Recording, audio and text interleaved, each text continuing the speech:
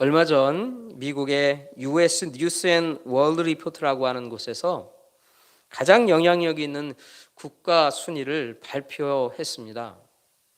각 나라의 군사력, 경제력, 외교력 이런 국력들을 종합해서 순위를 매겨서 발표한 것이죠. 이 국가 순위에서 1위는 역시나 미국이었습니다.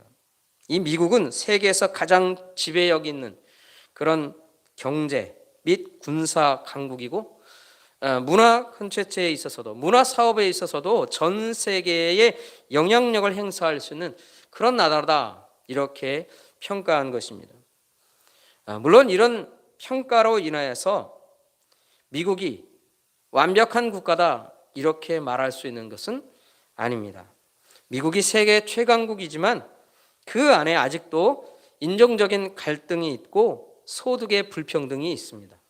또 정치적인 대립과 갈등들이 점점 심화되어 가는 그런 모습을 보이죠. 민주공화라고 하는 양당의 정치 체제가 있지만 이것이 아주 극심해지고 있는 것이 지금 현재 미국의 상황의 모습이다 하는 것이죠. 그래서 완벽하지 못하지만 그래도 1등이다 그렇게 말하는 것이죠. 그럼에도 불구하고 이 미국은 세계에서 가장 강력한 힘과 영향력을 가진 나라, 우리가 그렇게 인정할 수밖에 없는 것이다 하는 것이죠.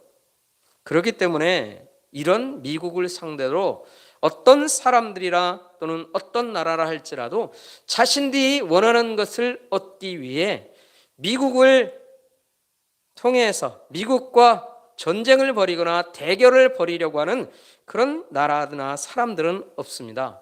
그만큼 미국은 강력한 힘을 가진 나라이기 때문인 것이죠. 여러분, 고대 시대에 미국과 같은 강력한 힘과 영향력을 가진 나라가 있었습니다. 그것이 바로 고대 시대의 애굽입니다.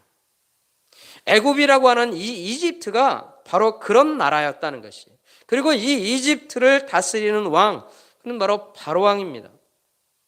그런데요, 출애굽기에 보면 모세가 이런 애굽의 바로를 상대로 하고 있는 것을 우리가 보게 됩니다.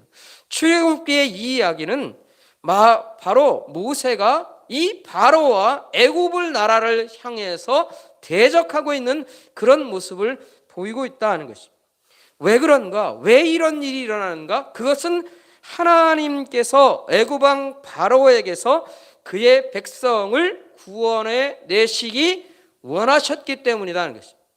계획하셨기 때문이다 하는 것입니다.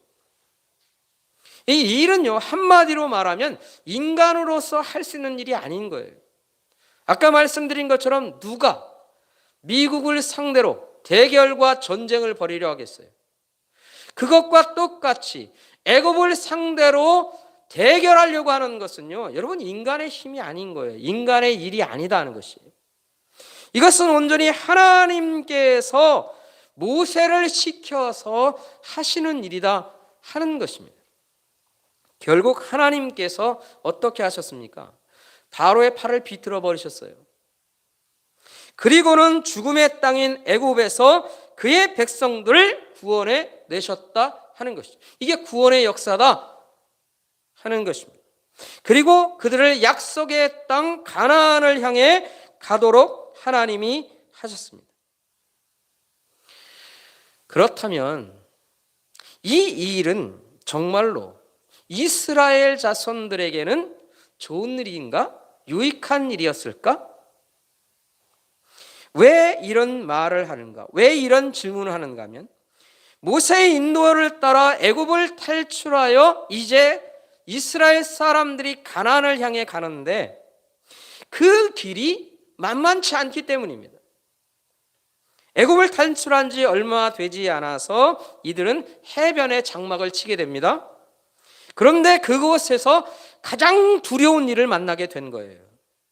너무나 두려운 일입니다. 모두가 한꺼번에 죽을 수 있는 그런 상황을 맞게 되었다는 거예요. 그것은 바로 그들이 장막 쳤던 그곳에 애굽의 군대와 바로가 그곳에 쫓아왔기 때문이라는 것입니다. 여러분, 왜 이들이 쫓아왔을까요? 그 이유가 뭘까요? 여러분 생각해 보세요. 원래 군사라고 하는 사람들은 어떤 사람들입니까? 여러분 군사들로 세워지고 길러지는 사람들은요, 사실은 전쟁에서 적들을 죽이기 위해서 길러지는 사람이에요. 그러니까 이 사람들의 주특기가 뭡니까? 생명을 빼앗는 거예요. 어떻게 하면 생명을 많이 효율적으로 빼앗을 수 있을까? 그거 고민하고 준비하고 훈련하는 사람들, 그 사람들이 군사인 거예요. 우리나라 시대에도, 우리 시대도 마찬가지죠. 그런 군사들이 그들을 쫓아왔습니다. 그럼 뭐하러 쫓아온 겁니까? 그들을 죽이기 위한 것입니다. 1차적인 목표는 그들을 죽이기 위한 거예요. 잘 되면 많은 사람들을 다시 애굽 땅으로 끌어갈 수도 있겠죠. 근데 1차적인 목표는 바로 죽음이다 하는 것입니다. 그래서 이 이스라엘 백성들이 장막쳤던 이 해변은 사실은 죽음을 맞이해야만 하는 곳이다. 죽음의 장소가 되었다 하는 것입니다. 그런데 한번 생각해 보세요. 만약에 이 이스라엘 사람들이 그대로 애굽에 남아 있었다면 어땠을까요? 애굽이 좀 고통스러운 땅이긴 합니다. 그렇지만 한꺼번에 몰살당한 땅은 아니잖아요. 그런 거 아닙니까? 그런데 왜 한꺼번에 다 죽어야 하는, 죽는 것 외에는 다른 방법이 없는 이 상황 가운데 놓이게 되었는가 하는 것이에요. 그 이유가 뭐냐? 그 원인이 뭐냐? 그 원인을 생각해 봅니다. 그 생각하면, 아니, 이 모세 때문에 그런 거 아닌가? 하나님이라고 하는 분 때문에 그런 거 아니냐? 하나님이 모세를 움직여서 이렇게 되었기 때문에 우리가 한꺼번에 다 몰살당한 이 상황 가운데 있는 것 아니냐. 그래서요, 이 모세를 원망하고 하나님을 원망하는 거예요. 이스라엘 사람들은 그 원망 속에 있게 됩니다. 그래서 14장 우리가 읽지 않았지만 11절과 12절 말씀은 이렇게 기록하고 있습니다. 제가 한번 읽어보겠습니다. 출애굽기 14장 11절과 12절입니다. 그들이 또 모세에게 이르되 애굽에 매장지가 없어서 당신이 우리를 이끌어내어 이 광야에서 죽게 하느냐? 어찌하여 당신이 우리를 애굽에서 이끌어내어 우리에게 이같이 하느냐? 우리가 애굽에서 당신에게 이른 말이 이것이 아니냐? 이러기를 우리를 내버려 두라. 우리가 애굽 사람을 섬길 것이라 하지 아니하더냐? 애굽 사람을 섬기는 것이 광야에서 죽는 것보다 낫겠노라. 이 사람들의 생각 속엔 뭐냐? 우리가 애굽에 있었으면 다 멸절될 일은 아니라는 거예요. 그런데 모세 때문에 우리가 이렇게 되었다. 그들의 시각 속에 이것이 있는 겁니다. 이런 말을 하는 이유가 뭡니까? 그것은요, 그들이 절망했기 때문이에요. 희망이 없다는 겁니다. 절망적인 상황이라는 거예요. 꼼짝없이 죽는 것 외에는 다른 방법이 없는 상황, 그게 절망이죠. 그 절망적인 생각, 이것은 절망할 수밖에 없는 상황이다, 이렇게 확신하고 있다는 거예요. 그런데 모세는 다른 말을 하는 것입니다. 이게 절망적인 상황이 아니다는 것이죠. 그래서 13절과 14절, 14장 13절과 14절은 이렇게 말하고 있습니다. 모세가 말합니다. 모세가 백성에게 이르되 너희는 두려워하지 말고 가만히 서서 여호와께서 오늘 너희를 위하여 행하시는 구원을 보라. 너희가 오늘 본 애굽 사람을 영원히 다시 보지 아니하리라. 여호와께서 너희를 위하여 싸우시리니 너희는 가만히 있을지니라. 모세의 말을 한마디로 정리하면 이 상황은 하나님께서 너희를 위해 싸우시는 시간이다. 구원의 시간이다. 그러니 하나님을 기대하라. 이렇게 말하고 있다 하는 것이죠. 여러분, 이런 절망적인 상황 속에서 모세는 기대할 것에 대해서 말하고 있는 거예요. 기대감을 얘기한다 하는 것이죠. 여러분, 기대감이라고 하는 것은 무엇을 전제로 하고 있어야 이 기대감이라고 하는 것이 생깁니까? 믿음입니다. 믿음이 없으면요, 기대할 것이 없는 거예요. 믿음이 있어야 기대할 수 있습니다. 절망적인 상황에서도 믿음이 있으면 기대할 수 있는 거예요. 그러니까 이 모세는 하나님을 향한 믿음을 가지고 그 믿음 위에 서서 기대하며 서 있어야 한다, 그렇게 말하고 있다 하는 것이에요. 그래서 이 모세는 하나님께 대한 믿음과 기대할 마음을 가지고 이 상황을 좀 지켜보자, 그렇게 말하고 있다 하는 것이죠. 그렇다면 생각해야 합니다. 이제 정말로 이 상황은 모세가 말한 것처럼 절망적인 상황이 아니라 기대할 수 있는 상황인가? 정말로 기대할 수 있는 상황인가? 다시 말하면 하나님에 대해서 얘기하는데, 하나님을 믿고 기대할 만한 일인가? 하나님은 믿고 기대할 만한 분이신가? 기대할 수 있는 분이신가? 라고 하는 거예요. 모세의 말에 대해서 이제 생각해야 하는 것이죠. 누가? 하나님의 사람들은, 하나님의 백성들은 이 상황 속에서 그 말을 듣고 생각해야 하는 것입니다. 하나님이 정말 믿고 기대할 만한 분인가? 이 상황은 절망의 상황이 아니라 하나님을 기대하며 사는 상황이 되는 것인가? 여러분, 우리는 성령을 통해 계속해서 교육받고 기억하고 그리고 계속해서 알게 되는 것이 있어요. 그것은 뭐냐면 하나님의 백성들은 늘 하나님을 기대하며 살아야 한다는 것이에요. 그렇다면 질문하는 것입니다. 왜 하나님의 백성들은 하나님께 대한 기대와 믿음을 가지고 살아야 할까요? 왜 하나님을 믿고 기대하는 만한 분이라고 그렇게 고백하게 될까요? 왜 하나님께 대해서 하나님의 백성들은 믿음을 고백하고 하나님을 기대하는 마음으로 살아가냐 하느냐 하는 것이에요. 그 이유가 뭐냐 하는 것입니다.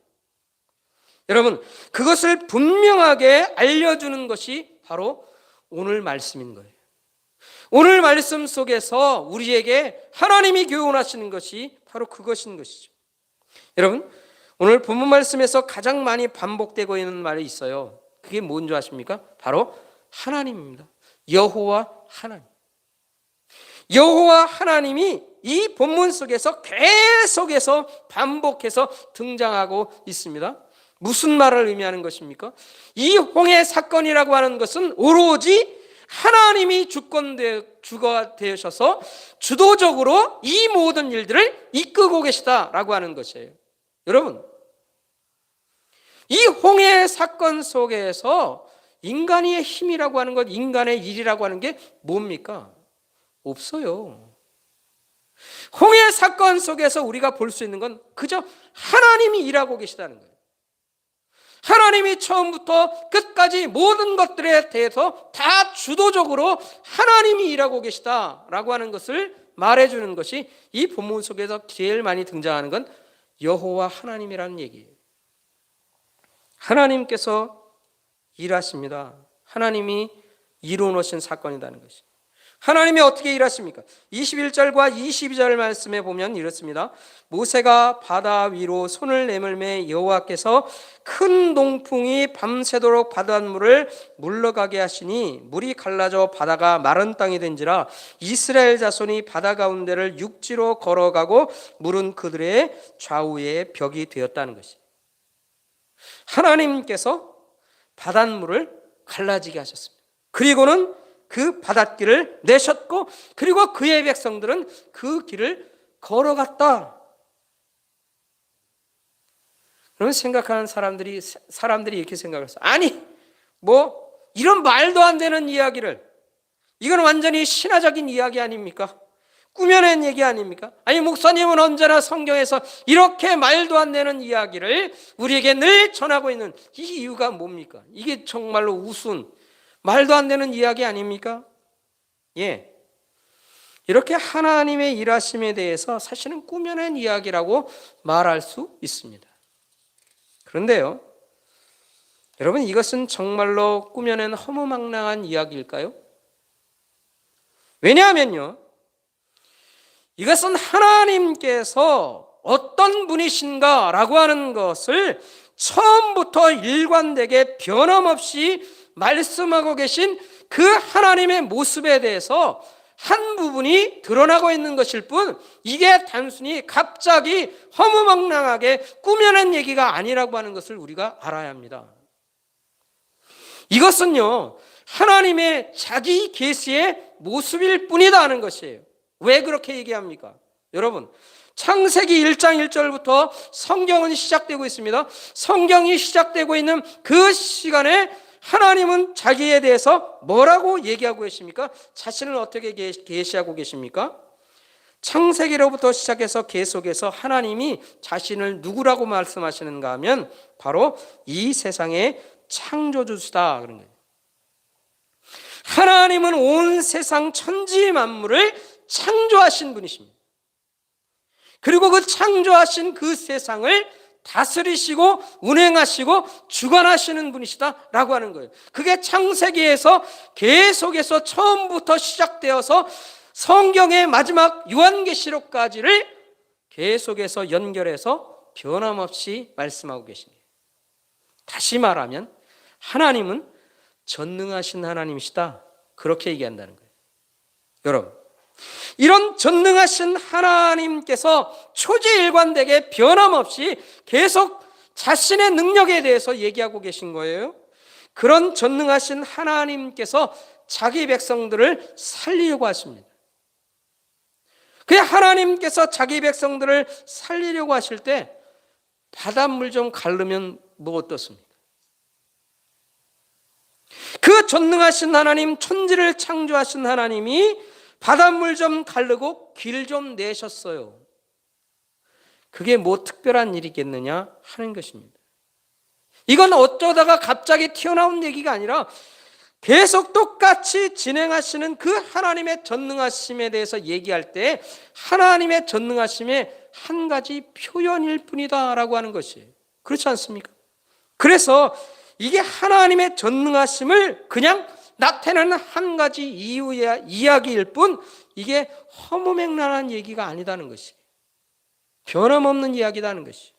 여러분, 만약 이게 하나님의 전능하심의 표시가 아니라고 하면 하나님의 전능하심은 그러면 어떻게 나타나는 것입니까?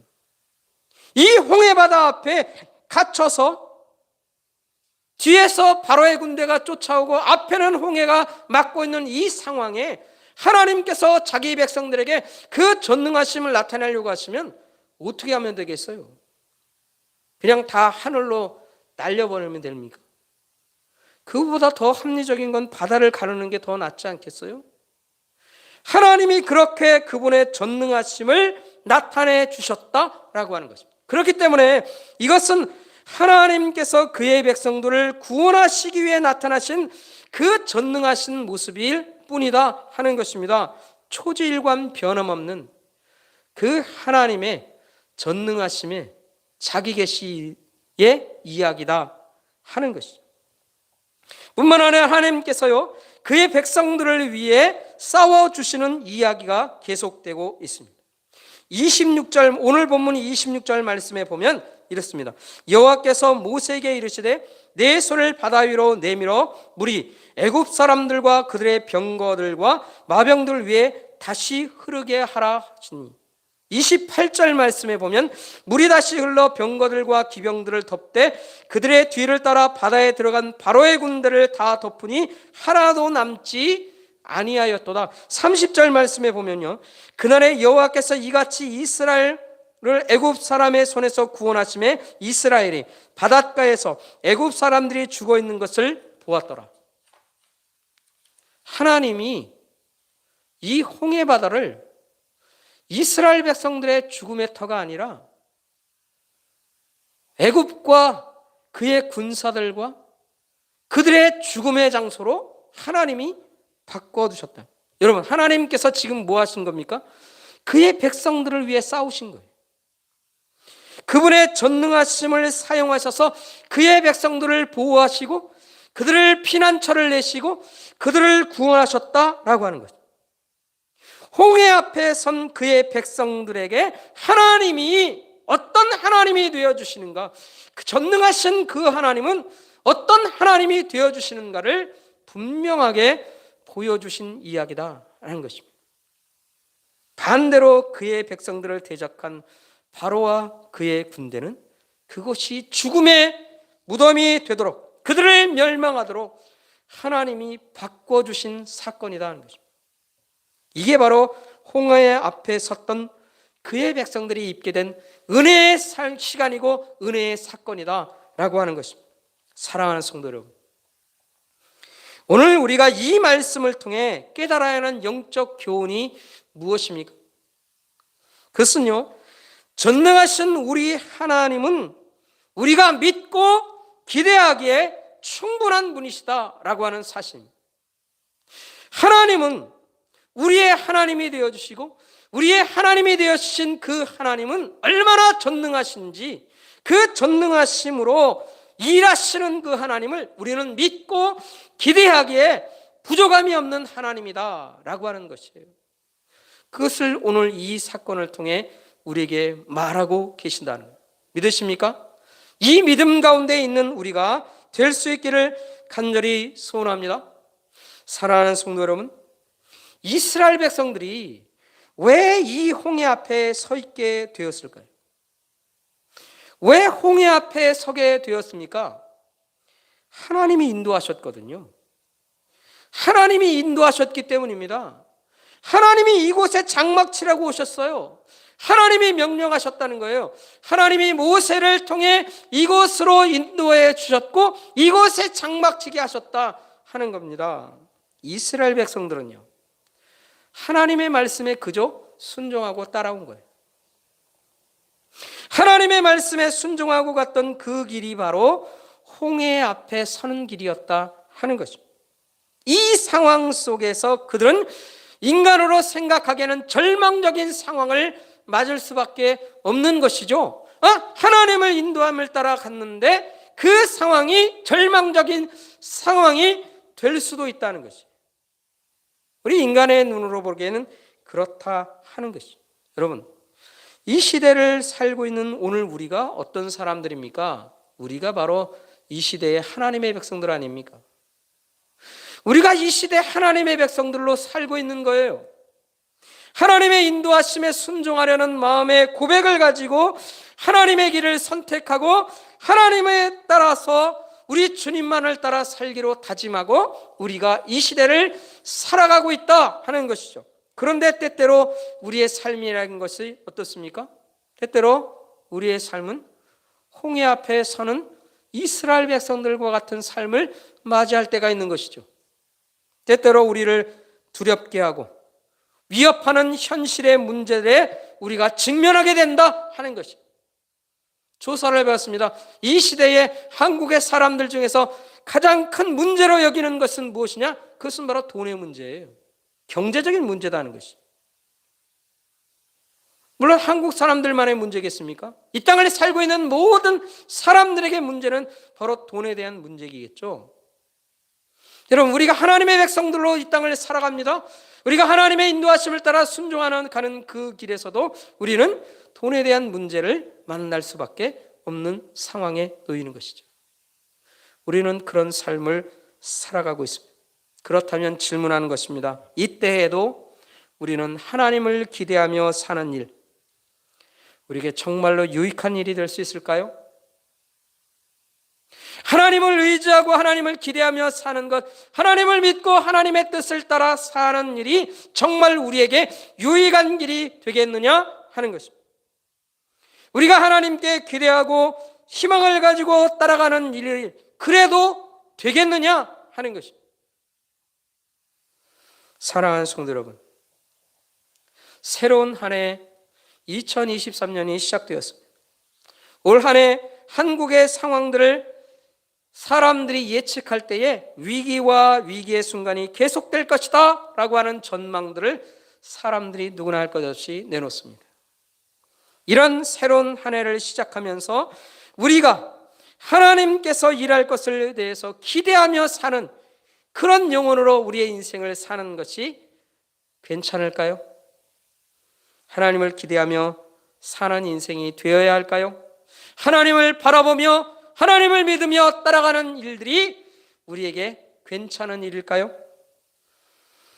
우리가 하나님께서 전능하신 하나님이심을 믿고 우리가 따라가야 하는 줄 믿습니다. 왜냐하면 하나님은 그 전능하심으로 우리의 삶 가운데 일하실 하나님이시기 때문에 뿐만 아니라 하나님은요, 우리 하나님께서는 우리들을 향하여서 어떤 마음을 가지고 계십니까?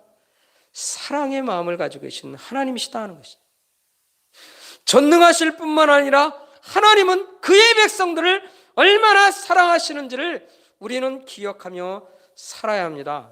그러기에 우리는요, 하나님을 믿고 기대하는 만한 일이 된다라고 하는 것이에요.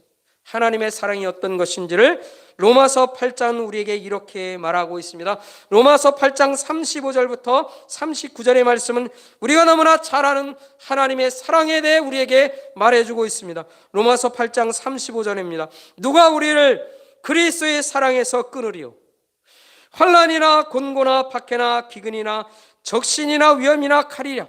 기록된 바 우리가 종일 주를 위하여 죽임을 당하게 되며 도살당할 양같이 여김을 받았나이다 함과 같으니라. 그러나 이 모든 일에 우리를 사랑하시는 이로 말미암아 우리가 넉넉히 이기느니라. 내가 확신하노니 사망이나 생명이나 천사들이나 권세들이나 현재일이나 장래일이나 능력이나 높음이나 깊음이나 다른 어떤 피조물이라도 우리를 우리 주 그리스도 예수 안에 있는 하나님의 사랑에서 끊을 수 없느니라.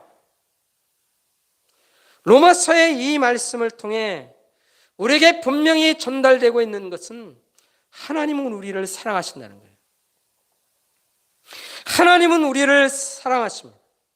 하나님께서 우리를 사랑하시는 그 사랑은 세상의 어떤 것들로도 끊을 수 없는 사랑이다 하는 거예요. 그 사랑을 예수 그리스도를 통해 오늘 우리에게 가르쳐 주시고 보여주신 거예요.